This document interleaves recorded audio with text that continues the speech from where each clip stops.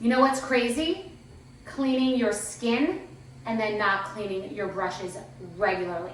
So, never, ever, ever, ever go to sleep without washing your face, and don't leave makeup on too long. And when you do wear makeup, and if you've been in the sun or had sun protection on, exfoliate, use a washcloth, really clean out your pores. Clean skin will make your life so much better, okay? Make you feel better.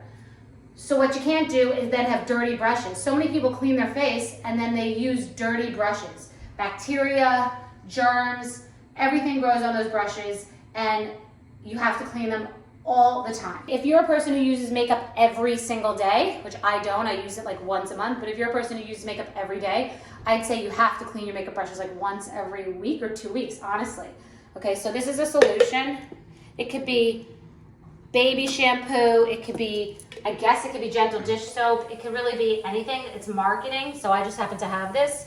And again, it doesn't have to be this gimmick, this machine that I actually do like. You could just swirl it around yourself, but I've wanted to use this gimmick, so this is actually a good gimmick. So you put the brush in here, and it like swirls. Okay, so now these are the ones that are washed. We're gonna, after we'll rinse. Let's get the ones washed first. And this has different attachments for different size brushes. Don't forget, you could still swirl it around yourself, okay? But gimmicks are fun, so you choose your own adventure, okay? I happen to like this thing, it's cool. It's not expensive either, okay? It's satisfying. Now we're gonna dump this water, rinse it out. Now we rinse. Get them really clean.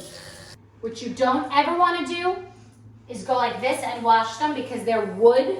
You don't want the water going down, it will rot them.